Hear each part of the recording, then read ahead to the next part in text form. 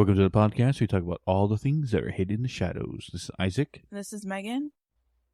And on this playback episode, flashback, Playback, remix, something or the other, we're reflecting back onto one of our earliest episodes ever. And in fact, we've been doing this for almost 2 years, right? Yeah, over 2 years. Close to 3. No, 3 years.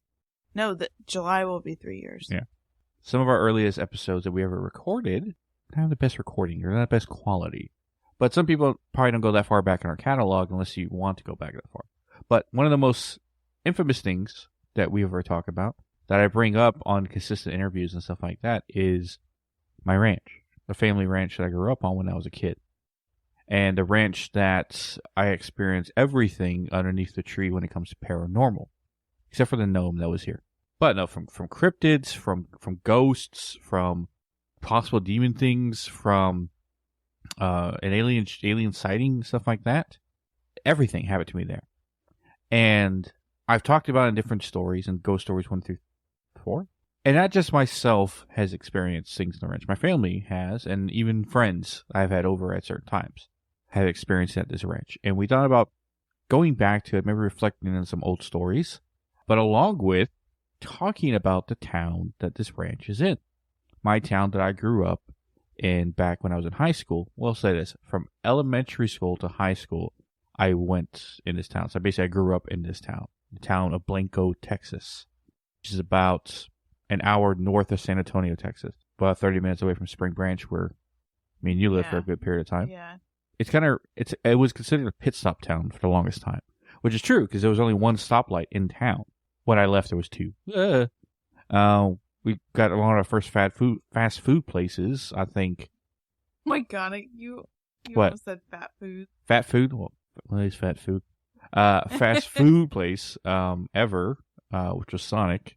3 years after I graduated, everyone was excited about it. That's how fucking small this town was. You want to know how small this town was? My graduating class was 86 people, right? Some people, have 86 friends within their high school class, right? No. My entire town population was 1,500. Yeah, I say tiny town. Everybody knew everybody. But there are I want to go over some stories from the ranch. And plus, Megan is going to share a lot of haunting historical information of stuff that I don't even know about from Blanco. Now, I've heard things, but in my youth, I never was that concerned with the paranormal unless it was talked about my ranch. Otherwise, I really didn't ask anybody ghost stories or what happened to the haunting stuff. But people would always ask me, "Hey, Isaac, was it true? Blah, blah, blah," right? And I would tell them one of my experiences, and they always freaked out. And I think it's also important to note another reason why we're doing this episode is because our Halloween episode this year, which is a little premature from now. Yeah. Yeah. It's a little premature, but it's just so that everybody can listen to it, and then we can also have it out there so that you guys know more of the backstory. So when we say we're going to this ranch, because we're going back to Texas to see family, and we're definitely making it a pit stop there. Because, of course, one of the things that I always say, especially in prior episodes, everybody has that, regularly experiences the paranormal, has that one house that at some point during their life that always had weird stuff. Not everybody, but majority of a lot of people that have experienced the paranormal has that one house that's just had an eerie vibe or whatever. And mine, I've always had experiences at every house I've kind of lived at, but the most intense ones was at the Spring Branch house, which we did an episode on. So not only are we doing the Halloween episode, but we also thought it would be good to do Isaac's, because the stories are kind of scattered amongst different episodes too. So to have it all coincide in one spot. I don't know what these accents are that keep coming out. Sorry. Apologize in advance. One of the earliest memories. Now, I have a very early memory that's kind of brief, but it's not that important. But one of the earliest memories I have of experiencing anything scary was with my brothers. I have 2 younger brothers. And I say younger, but they're like a year and a half younger than me, so it's not that far. when we were kids, we were always told stories by our uncles, my dad's brothers, and stuff like that, who lived on the ranch when they were young, about this house that was on the other side of our property line, behind barbed wire fence, and it went basically an open field, and this burnt down building looked like a house essentially, but it was so far away you couldn't really tell what it was. Now, we were told that a witch lives there when we were kids. My assumption when I was young was my uncles were telling me that so we don't go in there, right? Now, me and my brothers snuck underneath the fence and started walking toward this house thinking, see what's inside. We don't get more than 30 yards away from the house and we hear, like your typical cartoon witch laugh, loud enough that all three of us heard it and hauled ass back to the house. Like fucking jumped over the fence, like we're hurtling. God. And the strange thing is, now that I thought back to it, it's like, wait, that could have been someone playing a joke on us. But the thing is, no one was out there. No one lived in the area where that house was. And no one was out in the ranch area to even try to pull a joke like that. So that's what freaked me out when I thought about it later.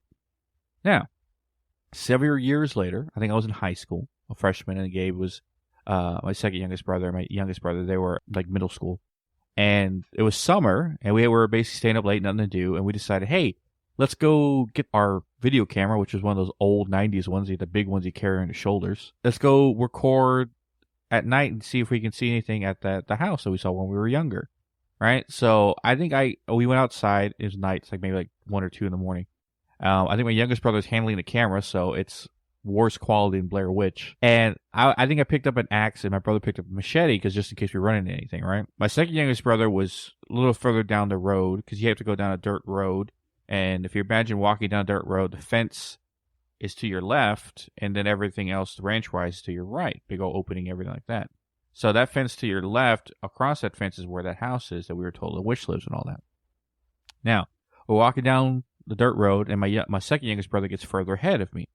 And what's interesting about this area where the house is that there's a tree line area that's about a quarter of the way before it breaks into an open area where you can see the house. So if you walk further, you're basically, your line of sight's blocked. The trees are blocking your line of sight until you get past them, then you can see the house on the other side of the fence. So my second youngest brother, he's farther down there. And me and my youngest brother are walking toward there. I remember I looked at the camera and I said something stupid. I can't remember, like something like, this is going to be better than Blair Witch or something like that. I don't know. Yeah. I was a freshman in high school, whatever. And my second youngest brother is staring out into the field. And I go, Gabe, what's going on? And he just looks and points. And I get down way so I can see what it is. And all I saw was a white figure, like a man, stand up from like he was kneeling in the tall grass, stands up, turn around, and just walk off into the darkness and disappearing. Which we all, of course, got freaked out. And my youngest brother, he didn't see nothing. And he's like, what's going on? What's going on? Why are you running? Why are you running? And me and Gabe were telling him, we saw a white guy out there. Oh, my God. It was all pale like a ghost. Yeah, we didn't go out at night from then on. Now, something that didn't happen to me, but happened to my friends. In high school, I made friends with a couple of guys. And we were staying over at one of my friend's house. My friend Steven's house. And my friend Matt was with us as well. And Steven asked me, hey, do you want to spend a night over? And it was Saturday. And I remember we had church the next day. Fun fact, at the time, I was playing in a praise band. It's kind of where I learned to play bass. But that's besides the point. I would say, no, I need to go home and get my stuff, at least a change of clothes and my stuff for the play, because it's at the house. I was like, okay, I'll just take you back there. We'll go pick it up. We'll come back to the house. So I was like, okay, I can ask my mom too. So he takes me out there, and I've told both Matt and Steven all my scary stories from the ranch. They know well of everything that's ever happened, from everything that I've told on this podcast, right? We're driving over there, and we park up to the house, and I noticed at my place, the porch light's off. So it's just darkness out there. And I was like, oh, I guess my mom forgot to turn the porch light on. And me and Steven get out. Mind you, I was riding in the back, and Matt was riding shotgun. Of course, Steven was driving because it was his car. And we get out, and Matt's staying in the car. I'm like, you want to come in? And I was like, oh, no, I'm fine out here. I looked at him, are you sure you want to stay out here? He's like, yeah, I'm cool. Like, are you sure? We both looked at him like that. I was like, all right. Because they know the stories. So we go inside. I remember I talked to my mom. I asked her, I was like, oh, yeah, it's fine, whatever. And I went to my room. I think my brother was in there playing guitar. And we just talked for maybe 5 minutes, maybe less. Steven and my brother were talking for like maybe 5 minutes while I was packing out my stuff. grabbed the base, and we just kind of went out. And as we were walking out the door, I remembered, porch light turned on. Let me turn it on so I'm not walking in darkness. So I turned the light on and walked to the car. And now we get back to the car, and Matt is now in the back seat with a freaked out look on his face. Like, what the hell's going on? And he yells at us, get in the car. Like, what? Get in the fucking car right now. Like, all right, well, dude. And I remember I threw my stuff in the trunk. We got in. As we're driving away, he tells us while we're in the house, no more than maybe 30 seconds while we're in the house, he hears like a hoof stomp, as he describes it, in the distance. And then it was right next to the car, which he looked around and freaked him out. He didn't see anything. And then it was off in the distance. Then next to the car. Then off in the distance.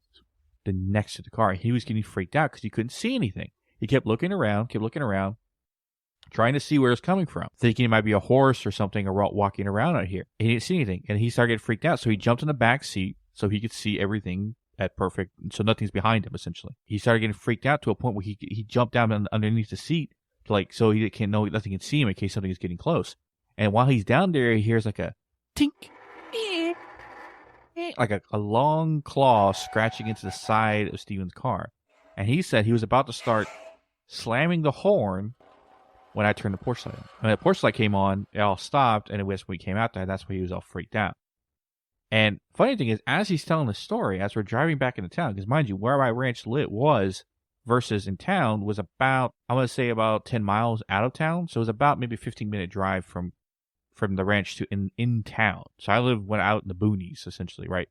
No stoplights, no street lamps, right? Barely anybody lived out there, just wilderness and road. And as we're driving, all the deer, and anyone who's lived in the country knows that you probably hit deer more than you would shoot them just driving out there. But all the deer were standing on the side of the road watching us drive by. Not getting in front of, not running across the road like normal deer do. They were just standing and they were just watching us drive by. That was eerie because remember Steven said, why are the deer watching us leave? Oh my gosh. I could just imagine. Ugh. Yeah, and we get back to the house and we're getting inside. I think Steven's sister or something was there and he was telling a story. Me and Matt were looking at the car to see if there was any scratches. And we yelled, Steven, get out of here.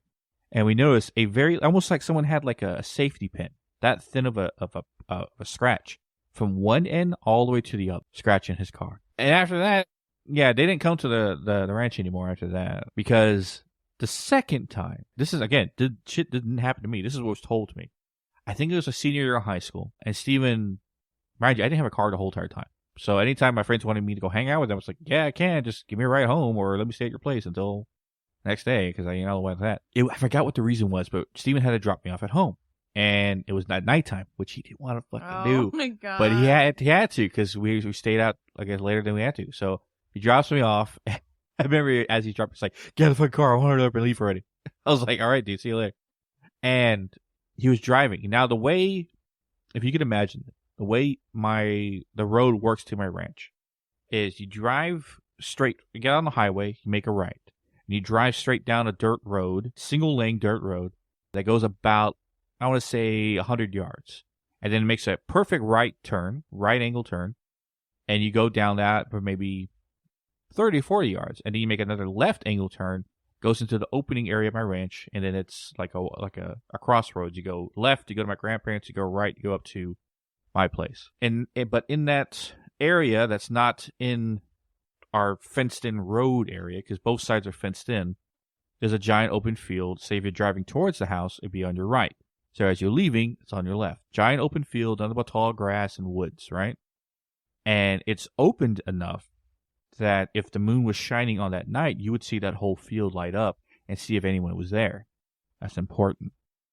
Because when Steven was leaving after dropping me off, and he was making that left angle turn, and then he's now the straightaway to the highway, he notices, not meaning to look, but just glances into the field. Oh no, don't look at the field.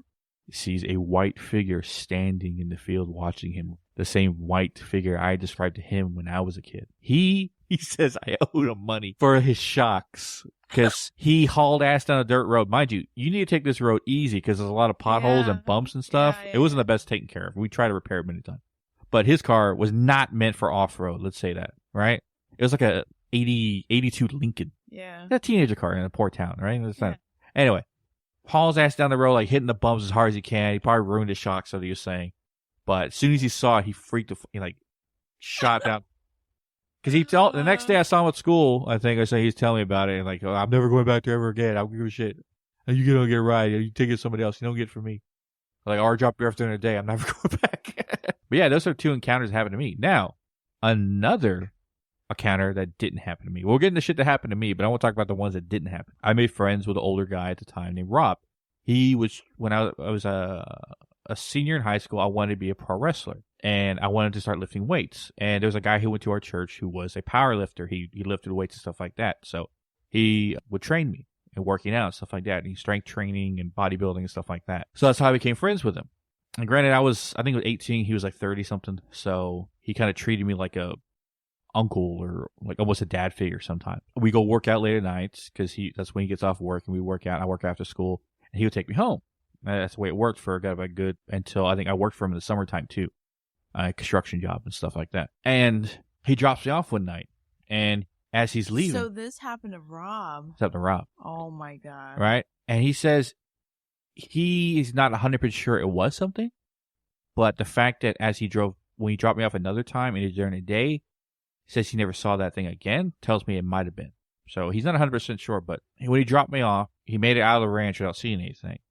But when you go turn on the highway, right, as you're going back into town, you're driving down the highway road, and it's a giant open field. It's a lot of open area, right? I guess it used to be. I might use for trees don't grow, but it's just tall grass. But there's a dip, like a creek used to be. And I remember this creek because, granted, it's probably dried up now. But when I was a kid, it was flowing enough that you could go swimming in it. And basically when you go down, there's a dip. And when you go down the dip, you go up and you make a left, a very angled turn left, and you go up and it winds and it keeps going up. That first left you take, there's a opening driveway to someone's place that goes up into the hills. I always heard stories that somebody lives like a mansion up there or something like that, but I was never 100% confirmed or not. It might be true. I don't know. That opening dirt area, right? When he said he made that first left, he was turning, like going down into the creek ditch and coming back up and making a left.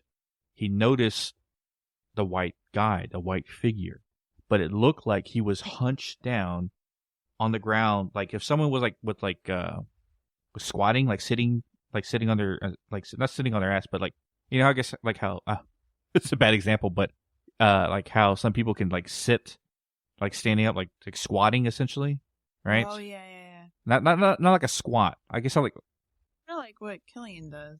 Yeah, like how little kids when they're basically like sitting on their heels essentially. Yeah, they're sitting on their heels, but their head was like scrunched down, and all he saw was a person's back, the white figure that I talked about, and it was facing like the opposite direction. So all we saw was this thing sitting like that, with its back turned to the highway, and Rob saw that as he was driving out of there, and he said, "I thought it was a rock."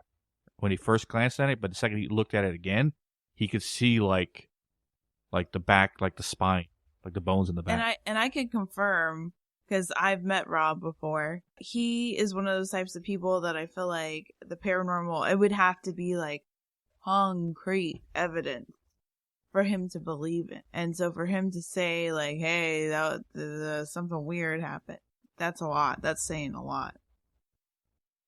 Amongst many times of hearing voices and hearing knocks and stuff like that, the most prophetic things I remember happening to me was I used to work overnight, and I remember me and my brother moved out of our parents' place and moved into my grandfather's. We called it a pink building because it was painted pink first, and then became like more teal color. I think he repainted it, but it essentially was like a 2-story concrete solid apartment style building thing that he built because I have 10 uncles and aunts. So he had 10 kids, and he had to build extra space for them, right?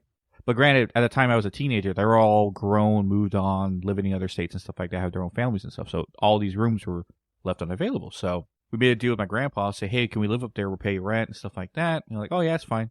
So I took a room, and my brother took a room. We stayed up there, and we worked overnight and stuff like that. So kind of like we had our independence when we really didn't at the same time. Because we used to use our parents' kitchen for food and washing clothes and stuff like that. So, but one of the times I was sleeping up there, granted, I would sleep during the day and wake up at night. So it was my routine for like 8 years. But one of the times I remember waking up late at night. Well, it was early morning for me, but late at night for everybody else, about 9 o'clock or so. It's dark outside. And I'm somewhere between awake and asleep. And I see a little girl, all black, like she's a shadow figure, right?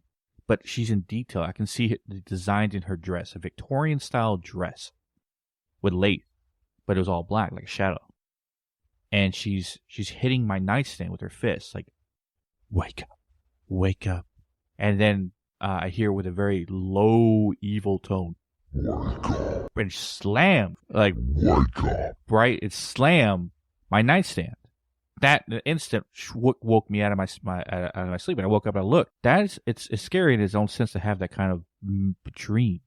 But the scary part is that the bottles on my nightstand, like water bottles, were moving as if someone just hit the nightstand. Like almost like you hit something, they're rattling, they're moving. Yeah, then that's happened to me multiple times. Which I told my brother about because he was off the same day and I was, and I walked into his room and I told him what the fuck happened. He's like, "Oh, you saw her too?" And I was like, what the I saw her? What do you mean you saw her too? He's like, "Yeah, I saw her at the end of my bed. She was just staring at me one night." Because he said he was waking up in the middle of, or I guess during it would be our day, but his night, and your night, our day. And he said it was like maybe 11 o'clock or midnight, and he opened his eyes and he thought someone was in the room. And he opened his eyes a little more and he could see like a girl in a Victorian dress, and he blinked his eyes real hard and she was gone. But he saw who I described. So when I say everything haunted that's ever happened to me in the extremity has happened there when I was young, I mean that. Now, the alien sighting happened between me and my friend John, who stayed with us in one of the other rooms that were up there. Talk about the most depressed person I've ever. He literally, I met this guy. He was a cool dude.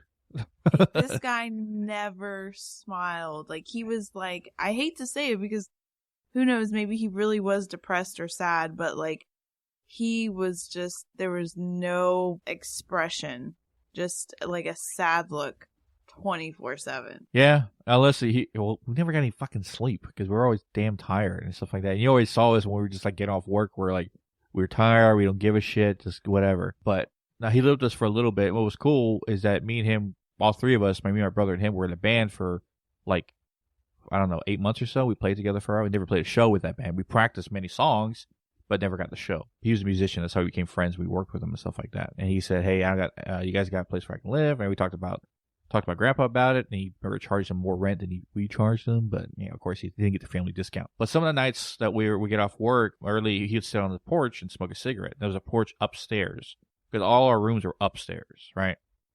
And sitting on the porch upstairs, he had a perfect view into the open field, the same field that Steven saw the white figure standing up, because you had a perfect view of the tree lines and stuff like that. And we were just sitting there talking one time, thinking about music or something, and he looks out and goes, "What is that?" And I look out and I see what he's looking at, and we see 3 lights, like in a row, moving in a straight line across the sky, which I thought were like jet planes or something, which is a little far out for the Air Force to be out there. But that changed when those 3 lights moved into perfect triangle shape. Like they were in a straight line and they moved to a triangle shape within the same like flight pattern, like within like 1, 2, 3 seconds. They moved. Like I never seen anything move that fast, at least get into that pattern that quickly. And in the triangle shape, they look like the lights get smaller, like they're going up, and they disappear. There has been alien sighting. Now, one of the other, I don't think I've ever mentioned this before. One of the weird alien sightings I remember experiencing could have been alien, could have been ghosts. I'm not 100% sure. One of these nights I came home early. It was like maybe 3 or 4 o'clock in the morning, getting off work early. And I was driving home. Imagine, no street lamps. All you have is a night sky. You only get light out there other than your headlights if there's a full moon. That's it. Me driving, I keep noticing like a blue light behind me, which I assumed was the moon. But I was like, that's really low. And I look at my rearview mirror. It looked like a light orb was floating behind my car, about a good like 10 feet up in the air, following me. And this is the time way before drones were even around for people to use. This is a long time ago. And I kept looking at my rearview mirror. I kept speeding up, and it kept pace with me until I made a turn into a certain, I guess, opening area into another, like, how to describe it, archway. Basically, said this roadway or whatever like that. It was really weird. And I went in there, and then it disappeared. It stopped following. But yeah, that was one of the other alien sightings. But I remember you were telling me that you wanted me to tell these 2 specifically because it happened to. Now, I told stories that happened to my friends, but I'm going to tell you now 2 particular stories that happened to my family. 3 different particular stories happened to my family. When my uncles told me about the witch that lived in that house and stuff like that, I don't know if they're 100% lying or 100% telling the truth about what they were saying, because Javier told me a story. He's my youngest uncle. I have two uncles, but he was the youngest uncle. And he told me a story one time that happened to him when he was a kid. He had to be 12 or 13. And the room that was his when he was young was the same room John stayed in, funny enough. It was a smaller room. But that room is the first, if you're walking up the stairs into the area where our bedrooms were, it'd be the first room on your right. So he had, right when you walk out the door, you instantly turn left, you're right going down the stairs. He said one night he woke up and he felt someone was sitting on his chest. Now, in Mexican legends and lores, the bruja, the witch, right, had the ability, same as in Russian lore, the Baba Yaga, right, had the ability to turn into a chicken or a giant chicken, right? I don't know how that correlates, but it does. And he said he felt this weight sitting on his chest, and maybe he woke up and he saw like an old woman sitting on his chest, like she was like just staring at him, and he shoved her off, and he thought someone broke in, and he started to chase her, right? But what was strange is that when he got down the stairs to chase her, what he saw running away, he only describes as a chicken, like a giant chicken, right? Like he said, like a ostrich-sized, like chicken. And he didn't know, because he was about to chase it, and he stopped, because it wasn't a woman anymore. And it ran into the darkness, into the direction where this burnt house building, where we heard the witch cackle come. Now, was my uncle fucking with me? I don't know. But how everything correlates to that specific spot, I'm inclined to believe some of what he said. Right? But yeah, that's what he told me. Now, that area, that housing area, my house, this house I stayed in when I was living up there, stuff like that, that's not the only areas the ranches ever got affected. My cousin Val, who lived about 100 yards further, if you're at my place, it'd be right in front of you, like right at the front door. You look straight 100 yards that way. Up a little further is where Uncle Mario lived with his family. Up there in that area. And it was kind of like you take a road to go all the way up there and you get there. Valerie told me a story, or I think it was Yolanda, I can't remember, my aunt. Anyway, she told me a story that one of the nights she woke up in the middle of the night because she felt like something was in the room with her. And she looked at the foot of her bed, and she's an old woman crouched down, just her eyes and like her head peeking above the bed. And she stared at her for like a good like minute and a half, and she didn't move, she didn't change, she didn't blink, she was just there. And Valerie's head rationally thinking somebody broke in the house, someone's staring at me like that. What if it's a ghost? But that was kind of her background thought. She thought that somebody's in the house. She didn't even ask it anything or even like try to say who it was. What she did is she threw her blanket on this thing, right? As she ran. She says as she was running out of the room, she looked, the blanket was on top of it, and it looked like someone was underneath it. Oh my God. Right? Yeah. Screaming, crying, stuff like that. My Uncle Mario thought someone broke in the house, so he busts in the room, right, all ready to kick someone's ass, and all they see is a blanket on the floor. No windows open, no doors unlocked, everything was locked, everything was put up the same way. Yeah. The only way they can associate is that she saw a ghost. And that was impactful for her, because my Uncle Mario never really talked about having hauntings in the area where he was, but that just tells me this. 3 points, 3 housings, three houses, essentially. Granted, my grandfather had a trailer and that he rebuilt and built on and made it look like a full-blown house, and he had that pink building next to it and stuff like that. But my dad's trailer, my Uncle Mario's trailer, and then that housing area with that where my grandparents lived, 3 points had paranormal experiences on their own. Now, you think after me leaving and being gone from ranch, which I've not lived there for almost 12, 13 years now, you think with me gone, these experiences for anyone would stop. Aha, aha, ha, ha, ha, I say. I spoke to my dad recently as of last week, and we were talking about different things, and he said, he asked me what I was up to. I talked about the investigations and stuff like that, and he was like, oh, mijo, let me tell you what happened to your brother. I'm not going to do my dad's accent the entire time. He said that my youngest brother, when he was living there, he's not living there right now, when he was living there, as of like, he said maybe 4 or 5 months ago, 6 months ago, he forgot to tell me this, but he said that Elijah heard a demonic scream, as Elijah described it to him, which you can chalk up as him hearing it or just him the one being like just hearing it out of nowhere, right? But no, my brother wasn't the only one to hear it. my aunt, who lives now in the buildings where me and my brothers used to live, heard it too. Oh, man. She heard it from the opposite end. So if you were pinpointing where this was coming from, it was coming from around the house that I grew up in. Because Elijah heard it the loudest, but my aunt heard it as well, coming from the ranch, or coming from our house area.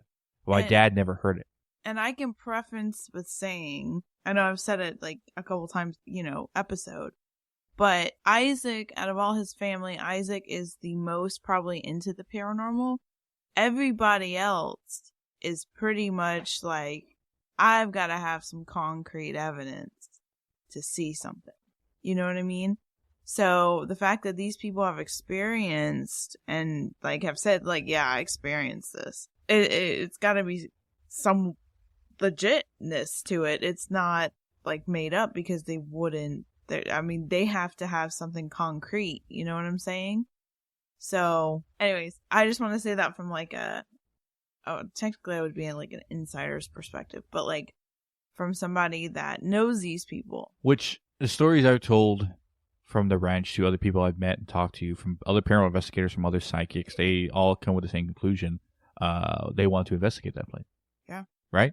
Tough shit. Because I'm getting to it first. Because that, granted, I didn't have my ability I have now then. Megan only ever came to the ranch twice. Oh, and I got a couple stories for that too. I could tell you psychic vibes from it. But you were there only a short time, and at that time, you weren't as strong as you are now. No, nowhere near. So, it's not like we could know what was going on or do anything about it. It's to the extent that we know now, anyway. Yeah. Hence why when we go back in October, it's going to be a whole other ballgame. I know, like, when I went there, like, I didn't like it. Like, you could chalk it up as, like, maybe I was just nervous being around Isaac's family, like, meeting them for the first time. I think I was only ever there, like, 5 or 6 times. Yeah. There was one time, though, that he was staying over at my house, and he was like, hey, I gotta go get a change of clothes. Do you want to go with me? And I was like, yeah, but I didn't feel like getting out. So I was like, I'll just stay in the car. Yeah, never stay in the car. Yeah, don't stay in the car. It's not a pleasant feel. Like, I almost feel like setting it up when we're there, I guess for me to, it wouldn't be you, but for me to stay in the car. One of the things that when we go there, I think, at least I want to try, is different experiments to kind of, that coincide with kind of how the stories went. The one time that I did go there and I was staying in the car, there was a feeling, like, I didn't actually see anything. I didn't experience like a full-blown like paranormal experience, but I got an overwhelming feeling of just like, what did I do? I was debating whether to stay in the car or go run to where you were. Like, I did not know. So literally I hid under my jacket until you came back. And it was a good like 10 minutes. So I was like terrified. I don't know what it is about the ranch. It gives me the same kind of vibes. It's big balls to fill, but I think that's that saying. If not, then that sounds stupid. Big shoes to fill. Big balls to fill? What the hell? Oh, okay. Big shoes to fill. Megan's gonna die of laughter over here. Okay, guys, I've been up since 3 a.m.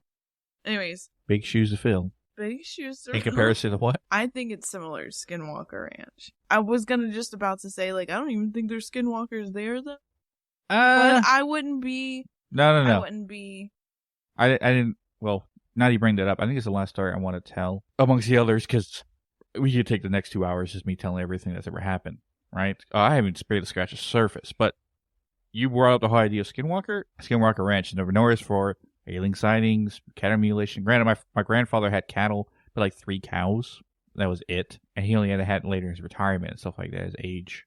I think I was in my 20s. I was living up in the pink house at the time he started getting cows and stuff. Alien sightings, ghost sightings, stuff like that, hauntings, some other things. Now, one of the other things that we experienced was a possible cryptoid. And I say this because in my time of living there on that ranch, like I said, from elementary to I graduated high school, even a couple of years after, until I was 25 or 26, we actually moved here where we're at now. Crazy shit, right? Lived there.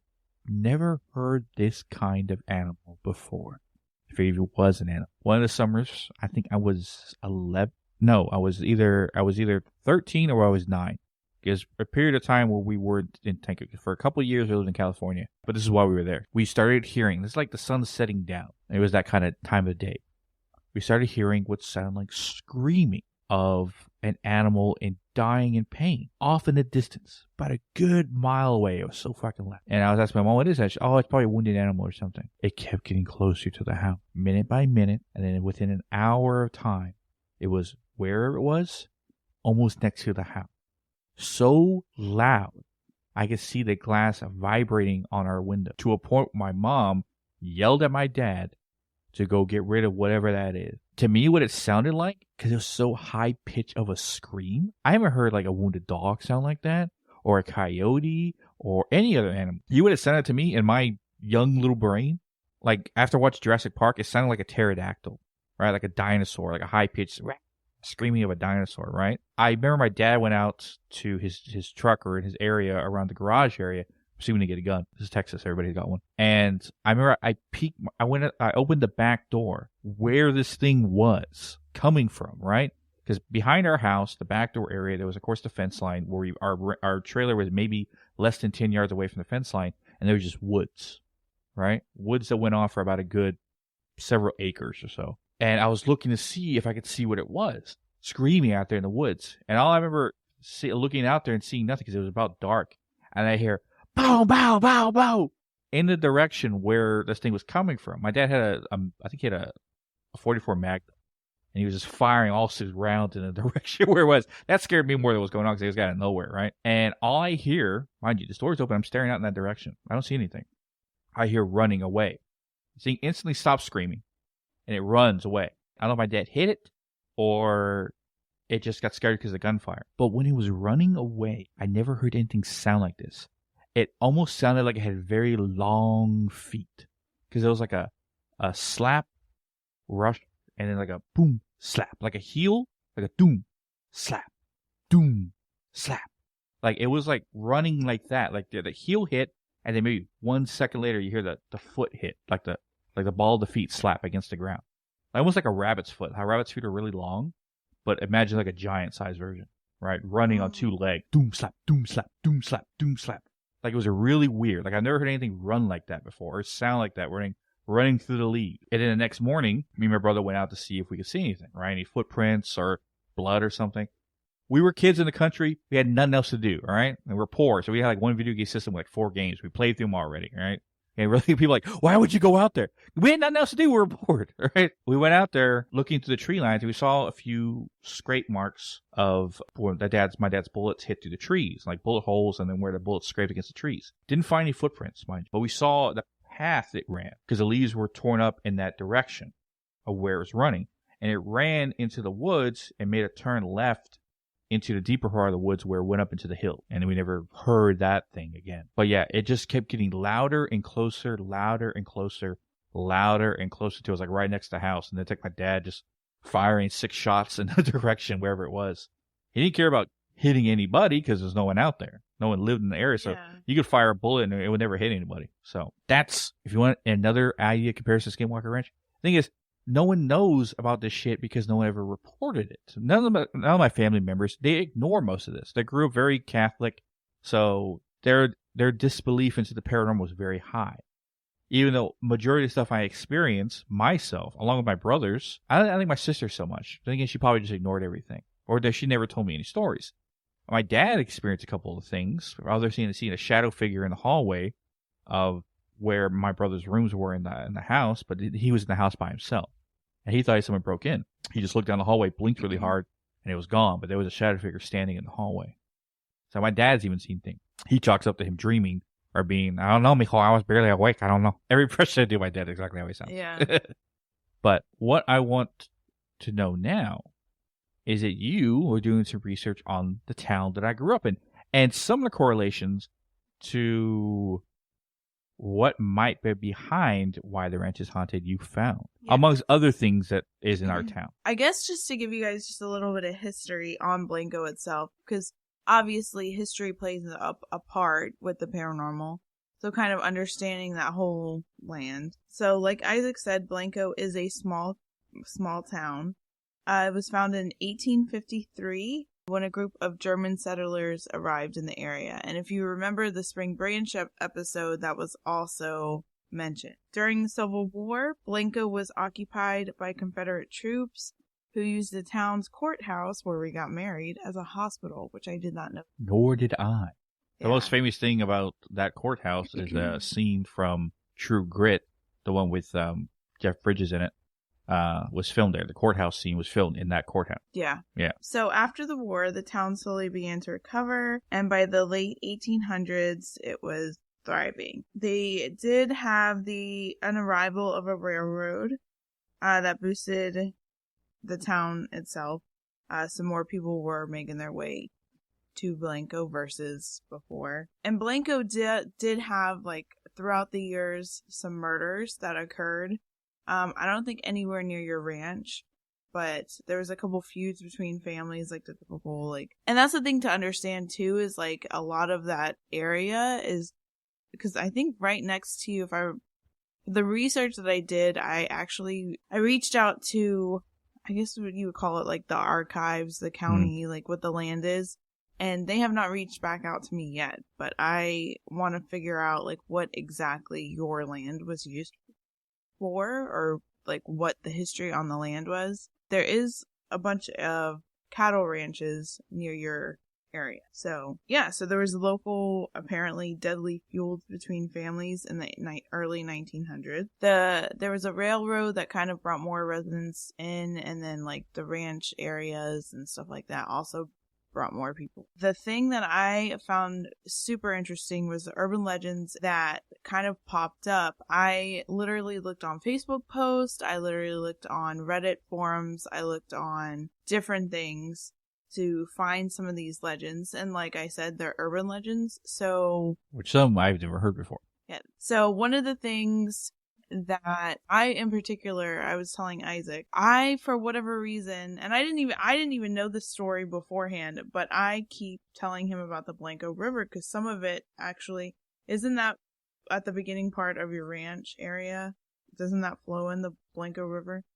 On the opposite side. Yeah. And every time I would pass that, I would get like just, I don't know, a weird vibe. But apparently there's an urban legend called the Ghost of the Blanco River, which is apparently a young girl drowned in the Blanco River many years ago, and her ghost still haunts the area. Some people claim to have seen her ghostly figure or heard her cries for help. So to go more in depth, the legend basically tells, like I said, the ghostly apparition of a young girl who drowned in the river many years ago. The girl's ghost can be seen near the river, and some people have reported her voice calling out for help. The girl drowned in the river while trying to save her younger sibling who had fallen into the water. Despite her efforts, she was unable to save her sibling or herself, and both drowned. The legend suggests that the girl's spirit remains near the river, and some visitors to the area have reported seeing and hearing paranormal activity around that legend. So that's the thing, is like the Blanco River is huge. Yeah. So pinpointing where would be interesting, and a lot of the people, they didn't like that even told stories about it, didn't really pinpoint like where they did. But I find that interesting because I always, like, going into your ranch, I would always pay attention to that river for whatever I would pay attention to a lot of things, because I would just get a funky vibe. But now, what's interesting about getting to my ranch is that there's only two roads that get to the area where I am, other than probably off roads and somebody's ranch and stuff like that. But it's almost, strangely enough, like an island. There's water on both sides entryways. So you have to cross two different rivers in order to get to my ranch. And the other side's all hill, right? Not mountain, hill. Pretty tall hills, but still hills altogether. So you have to have an off-road vehicle to even make it through them. So if there's a flood, one bridge is covered with water, you can't get past it. And the other one is a low bridge. Oh yeah, you're definitely getting past that. So I remember one time it rained really bad in Blanco, and both those roads were flooded. My brother was trapped at the house for like a week because he couldn't leave because the waters were that high. But that river, Blanco River, is the one that runs over the bridge. So another one, this is the one that I find most interesting, the Blanco Witch. So some locals claim that a witch once lived in the hills outside of Blanco and practiced dark magic. It is said that her ghost still haunts the area and that strange things happen to those who venture too close to her. That is what I meant by possibilities of why the area where I live is haunted. So could she possibly be the witch that lived in the house that burned down? Now, I once, I think in my 20s, wanted to go see what was there, right? The building was still there. And it was during the day. And I remember I jumped over the fence and I made my way over there just to see what it was. And the building that was burned down looks like an old school building. Like it used to be an old school building. The thing is, though, the way it was built is very long, 1 story, right? It's still there? Windows on the side. I don't know if it's still there or not. It probably got demolished because people now bought that area of land where it is. And apparently they just got rid of it. It's an old dilapidated piece of building. So it ain't worth it. It was burned up when I saw it. But the fact that I say school buildings had windows all along the sides of the building, like a school building, right? But it had open door. So could it have been someone's house? Could it have been something else? But it was too modernized, like maybe the 50s, to be something that was made a long time ago. Now, I didn't ever get what year the Blanco Witch was from, but I wouldn't put it past it. She might have lived somewhere near where my grandfather bought the property of land where now my father lives. Yeah, and that's why, like, It's a possible theorized explanation of why, but until you say we investigate, we're never going to know 100%. Yeah, those were the main legends that were talked about, of course. There's some places outside of Blanco, like the Devil's Backbone, which we've talked about before on the Spring Branch. That's actually between Spring Branch and Blanco. And Blanco Courthouse apparently got some funky stuff going on. I wonder if we could get in. Courthouse? Well, you could rent it. I mean, we could do it. Yeah. We actually got married there. I didn't experience anything crazy, though. Like, well, you were more focused on yeah. a wedding versus anything paranormal. Yeah. But it's a very beautiful building. We did, though, experience, I did. I've never seen that. And that, I'm not a fan of porcelain dolls. My grandma actually collects them. We actually have like 7 or 8 behind us right now. But with Isaac's ability, I don't get like freaked out because his hands were charged. And I think there was one that charged your hand, but it wasn't like anything crazy. But we were in one of the antique stores because my parents love antiquing for whatever reason. They're like I don't know. They like hikes. They like being outdoors, and then they like antiques. Anyways, so we went into this antique store, and I don't like antique stores to begin with because it's like an overwhelming just headache is what I get from it. It's just so much energy. Plus, like obviously us just as humans, we get attached to items, so there's energy regardless. Anyways, so there was this doll I passed, and I kept looking at it. I was like, what the freak, this doll is like, I don't know, because I knew I had abilities, but like I wasn't really focused on it. And so I was like, oh, okay, this doll, whatever. And so I touched it, and then I just left it alone. And it moved. I turned around, and it was in a different direction. I was like, nah, no way, no way. And so I called you over, and I was like, Isaac, look at this doll. So you were like, whatever, it's not, whatever. And so we looked away, and it moved position again. No, we're right there. There's no way for it to like shift position. It was propped up on the shelf. And then I remember we were looking at it, and the leg of the doll started swinging. No fans, no nothing. It was just swinging. Now, that antique store is it's in the square around the courthouse. This is a perfect strip mall, but granted, it's like small town strip mall, so it's not like that, like I think a dental place, insurance place, a restaurant, and that antique shop. So that's around the area with the courthouse. So granted, if that courthouse was used as a hospital, not everyone and their dog can fit in there. So I'm granted they probably had some triage outbuildings out surrounding the courthouse where someone could have died in that area. And I think it's important to also note that, like, especially Spring Branch on, like, that whole area was very heavy with a bunch of wars over time. Mexican-American War, Revolutionary War, Yeah. Civil War. And then you also have, the pushing of Native American tribes. And in Spring Branch in particular, like, they had a lot of ceremonial areas in that area. A lot of that stuff got desecrated and moved out, and they got pushed away. So I'm sure Blanco at some point their land has seen, and that's why I've been trying to get a hold of the archive people, because I'm curious to know what that land was. Because I know, like, over here they can actually trace the land back all the way to the 1700s, so we can actually, like, find out. I mean, you have to go searching for the archives, but hopefully they message back, because I definitely want to put more of that into the episode. But, like, when we actually do the Halloween episode. But I think when we do the Halloween episode, I was talking to Isaac about this, and it's kind of up in the air. We have to actually go back and feel everything out. But one of the things I told him that I wanted to do in particular was, because we talked about, like, the actual episode won't be out till Halloween, like the actual YouTube video. And we'll probably do a follow-up kind of like podcast episode, like a huge haunted update. But we're going to do a live while we're there. And I told him that I, want one basically live to follow us around, but I want another live, whether it's on Shadow Walker or Hidden in the Shadows, of the phone being left, I guess maybe even at the open field, like pointed towards the open field and just left there.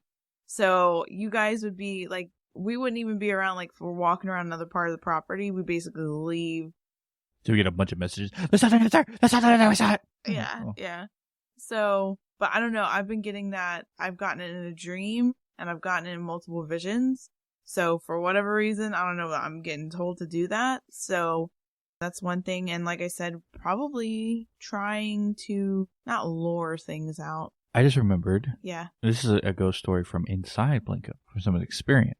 Remember when I was telling Rob? This happened to Rob. Oh, Right. okay. Another thing happened to him.